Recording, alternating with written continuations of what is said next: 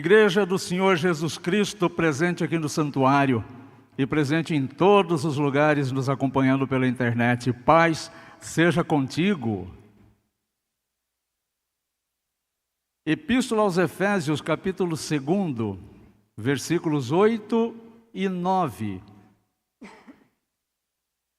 Nossa gratidão a você que nos visita. Deus abençoe a tua vida.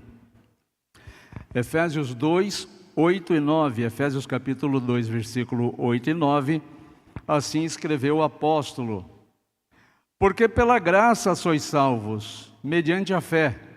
Isto não vem de vós, é um dom de Deus, não de obras, para que ninguém se glorie. Obviamente, o título da minha mensagem é Somente a Graça. Nós já falamos sobre somente a Escritura. Domingo passado falamos somente a fé. E hoje queremos falar somente a graça. Mas antes de falarmos sobre isso, eu quero convidar que você faça um exercício de imaginação. Imagine um poço. Sabe aquela época que se cavava poço? Para ter água doce, né? Água potável, se cavava do poço, alguns mais fundos. Então imagine um poço fundo, barreado, com as suas paredes lameadas ainda, porque era um poço em construção. E o homem que estava trabalhando nesse poço fica preso lá no fundo. Estão conseguindo imaginar até aí, né? O homem ficou preso lá no fundo do poço. E preso lá no fundo do poço, é óbvio que ele queria voltar à superfície. E ele começa a ficar muito preocupado, porque quanto mais ele tenta chegar à superfície, mais ele se sente exausto e mais ele consegue perceber que está se esforçando bastante e não chega à superfície. Então ele começa a gritar. Ele começa a gritar por socorro, começa a gritar por ajuda. Mas já que ele está no fundo do poço, a impressão que ele tem é que ninguém ouve o seu grito de socorro. Quando de repente uma corda é jogada dentro deste poço. E o que ele tinha que fazer era somente pegar a corda, que ele seria puxado para fora. Mas aí ele pensa: eu não preciso de ajuda, eu posso chegar à superfície sozinho. E ele, portanto, dispensa a ajuda da corda e continua tentando chegar à superfície por seu próprio esforço. Escorrega nas paredes lameadas do poço, volta a cair, mas não se utiliza da corda que está colocada ali à sua disposição. Quem colocou aquela corda? Não importa quem colocou. O importante é que há corda para a salvação daquele homem. Quanto aquele homem pagou pela corda? Será que ele mereceu aquela corda? Será que ele foi um bom homem? Será que ele teve uma vida digna? Isso não está em questão. Há uma pessoa que precisa ser retirada do fundo do poço e foi colocada uma corda para a salvação daquele homem. Isto é o resumo do que é a graça de Deus.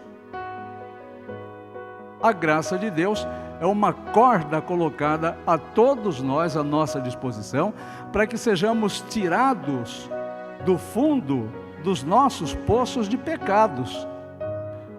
Porque nós temos a sensação de que podemos sair desse fundo sozinhos, pelo nosso próprio esforço. Isso não é possível. É o que o apóstolo começa falando aqui. Veja, por que o apóstolo escreveu isso há mais ou menos 60 anos depois de Cristo? Por que ele escreveu isso? Porque havia naquela época pessoas que ainda pensavam, e assim era ensinado e transmitido o ensinamento, de que se a pessoa cumprisse as leis judaicas, todas elas, ele poderia se salvar. Se ele oferecesse um sacrifício, ou se o sacerdote oferecesse um sacrifício por ele, ele poderia se salvar. De qualquer forma, de um caso ou outro, a ação de se salvar estava na mão do homem. Se ele fizesse, obedecesse às normas direitinho, ou se ele oferecesse um sacrifício, ele estaria salvo do inferno. Então, o esforço que ele fazia, ou que ele faria, era o suficiente. Paulo escreve isso daqui para mostrar que não é suficiente. Séculos mais tarde, na Idade Média, a igreja, corrompida da forma que estava, para arrecadar dinheiro, começa a replicar este ensinamento, começa a resgatar esse ensinamento. E o que é ruim, o que é negativo, se espalha rapidamente. É muito mais fácil nós acreditarmos numa mentira absurda do que numa verdade simples. Eu brinquei uma vez aqui que se eu falasse para vocês que eu vi um elefante cor-de-rosa brincando de skate na esquina da rua, de princípio todos vão achar que é mentira. Mas na hora de ir embora, todos vão dar uma olhadinha para a esquina. Quer dizer, é mentira, é absurdo, mas vai que. Então veja, a nossa tendência de pessoas feitas e impregnadas no pecado, especialistas em pecados que nós somos, a nossa tendência é acreditar nisso que não tem fundamento, nas coisas que estão afastadas da verdade de Deus. Então o que se ensinava na Idade Média? Que você era responsável pela sua salvação. Se você estivesse na igreja, você poderia se considerar uma pessoa salva. Se você eventualmente cometesse um pecado, haveria ainda uma possibilidade de você resgatar a sua salvação. O que você poderia fazer então? Por exemplo, você poderia buscar o batismo. Ainda hoje há igrejas que ensinam isso. Se você se batizar, você será salvo. Como tem igrejas que diz que se você estiver fora dela, você está condenado ao inferno. Portanto, você decidir pertencer a uma determinada igreja te dá salvação. Na Idade Média, isso acontecia. Mas também dizia que você poderia buscar a salvação pelo batismo, ou se você tivesse cometido um pecado, você poderia confessar o seu pecado ao sacerdote, e o sacerdote te daria uma penitência que você deveria executar. Então reze tantas Ave Marias, reze tantos Pai Nossos, como se a oração fosse castigo, como se a oração fosse punição. Então ore tantas vezes como castigo por você ter pecado. Veja, a oração deixa de ser, nessa mentalidade, um privilégio de se conversar com intimidade com Deus e passa a ser a punição por um pecado cometido.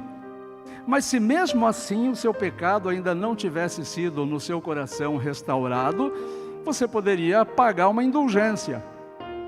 O que era indulgência? Você poderia comprar uma bula onde os líderes religiosos da época assinavam um documento dizendo que você teria perdão até aquele dia de todos os pecados que você cometeu. Mas se você tivesse um pouquinho mais de dinheiro, você poderia pagar uma bula que te desse o perdão pelos pecados dos próximos 30 dias, 60 dias, do próximo ano, e assim sucessivamente, dependendo do quanto você pagasse. Veja que na Idade Média, novamente é ensinado que a tua ação, que a tua interferência, que aquilo que você faz, movimentava a tua salvação.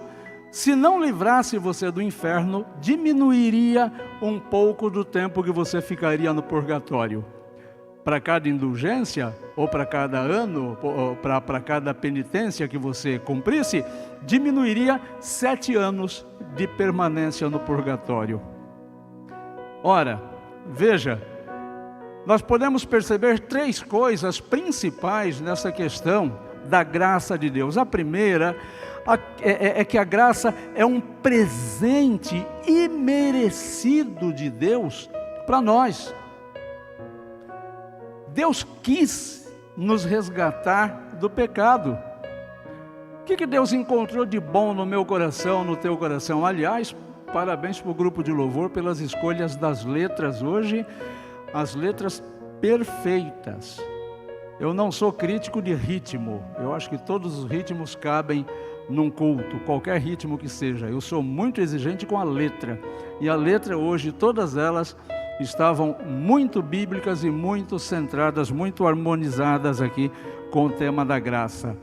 Então, a graça, como diz em Efésios 2, 8 e 9, pela graça sois salvos, é por esse ato generoso de Deus. É um presente que Deus quis dar para pessoas condenadas. É a corda que Ele jogou no fundo do poço. todos nós estávamos irremediavelmente perdidos e condenados, por conta da nossa desobediência a Deus. Mas Deus, que é todo amor, que é cheio de misericórdia, não estava satisfeito em nos ver perdidos, caminhando rapidamente para o inferno. Então Ele providencia um resgate, Ele joga essa corda, e essa corda se chama Jesus Cristo. Não é algo que nós conquistamos com o nosso esforço, ou com as nossas boas obras. Não é porque nós somos bons, não é nem porque nós vamos à igreja, não é sequer porque somos batizados.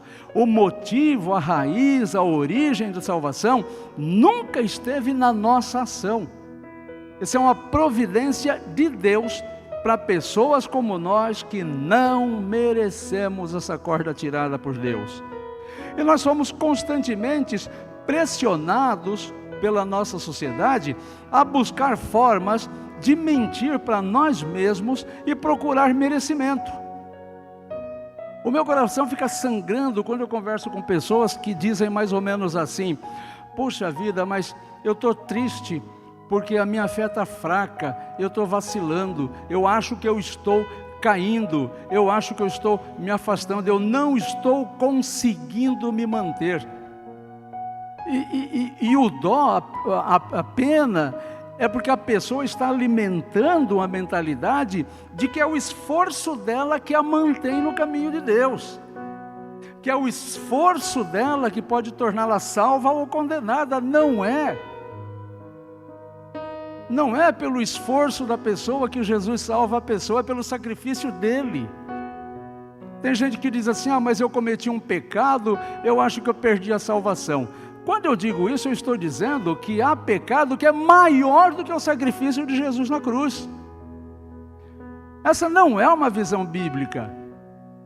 Essa graça é um dom gratuito oferecido por Deus a todas as pessoas. E assim como o homem do poço não poderia salvar-se por conta própria, nós também não podemos nos salvar pelas nossas atitudes. É por isso que às vezes nós fazemos as coisas de forma amarrada. Poxa, estou cansado, tenho que ir para a igreja, como se fosse uma obrigação. Se estiver pensando como obrigação, é obrigação mesmo. E o fato de você vir ou não vir não influencia na salvação. Não influencia na salvação, ao arrepio do que muita gente ensina. A graça de Deus, ela vem em nossa direção, mesmo quando nós não merecemos. O segundo ponto é que a fé é o canal desta bênção, não o mérito.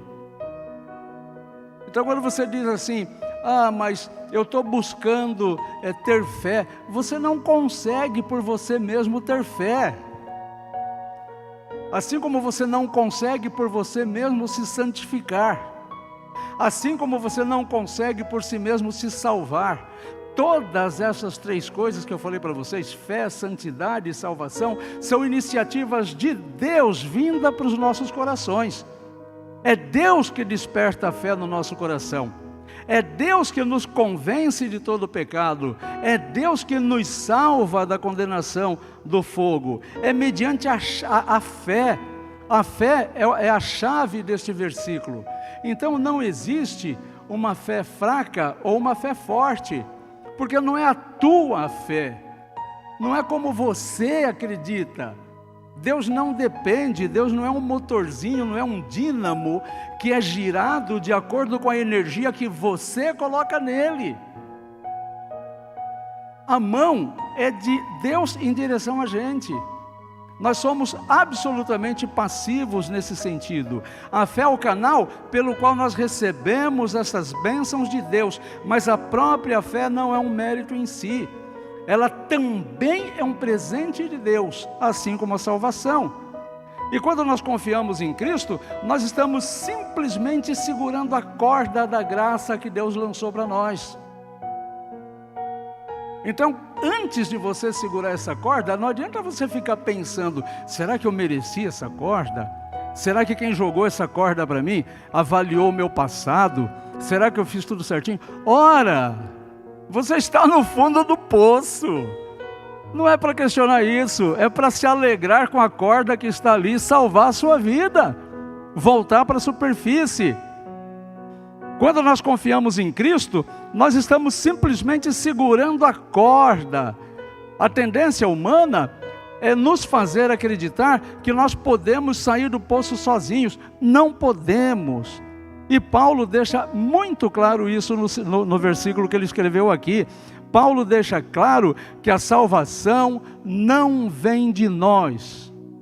E por que a salvação não vem de nós? Já imaginou se a salvação dependesse de cada um de nós? O que tem de religioso orgulhoso? Já viu aqueles religiosos que se acham melhor que todo mundo? Santarrão. Eu sou santo, eu não faço isso, eu não faço aquilo, eu não trabalho determinado dia, eu não como tal coisa, eu não falto ao culto, eu não sou como você, pobre pecador. Se a salvação vem de Deus, faz com que o ser humano já seja arrogante desse jeito. Imagina se o próprio ser humano conseguisse resolver a questão da sua salvação, aí ninguém aguentava. É igual a espiritualidade. Se você fizer determinada coisa, você é mais santo do que aquele que não faz. Se você exerce e demonstra determinado dom, você é mais crente do que aquele que não faz assim, que não tem determinado dom. Essas pessoas estão muito distantes da Bíblia, como desde sempre estão os pecadores.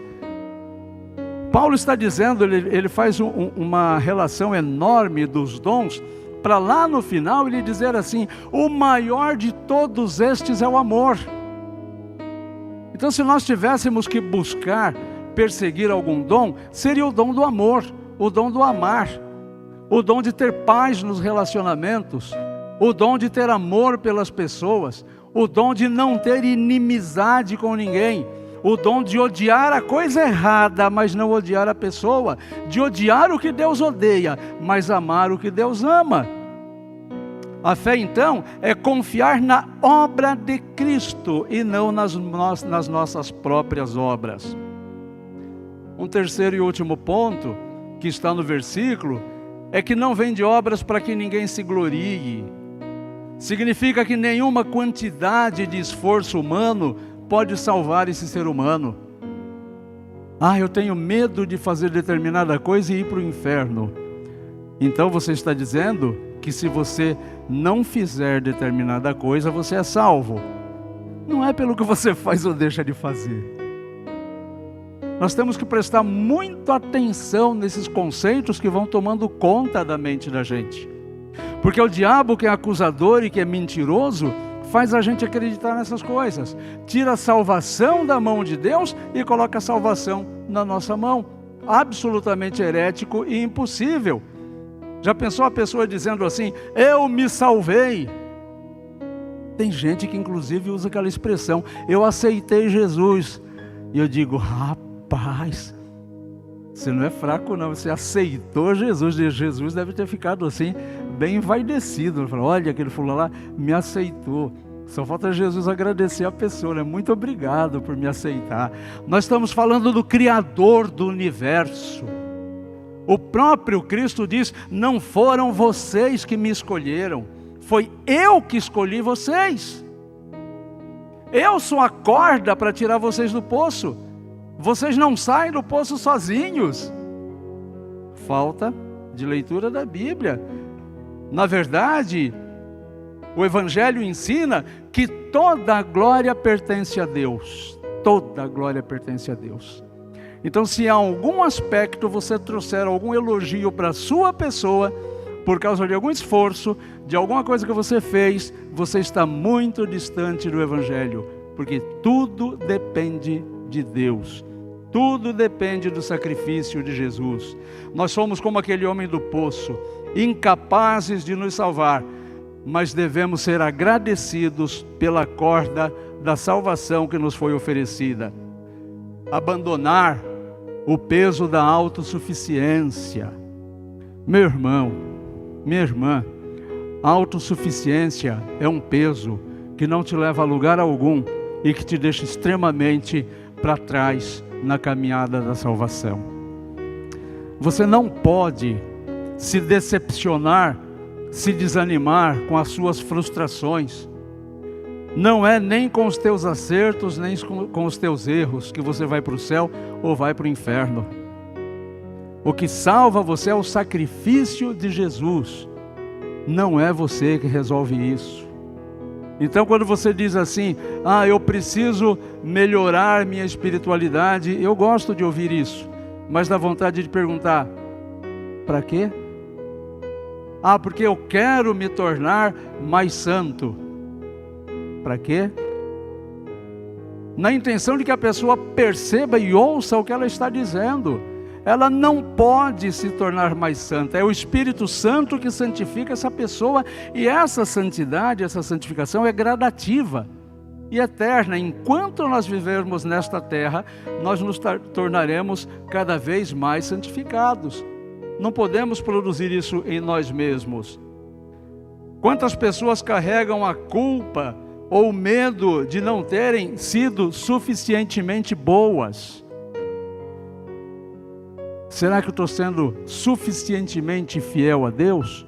Será que eu sou suficientemente bom ou boa? Quando eu coloco esse pensamento na minha cabeça também, eu devo estar imaginando alguma régua, alguma forma de fazer a medição. Então, será que eu sou suficientemente bom? Bom, o que é ser suficientemente bom? Suficiente a quê? Suficiente para quê?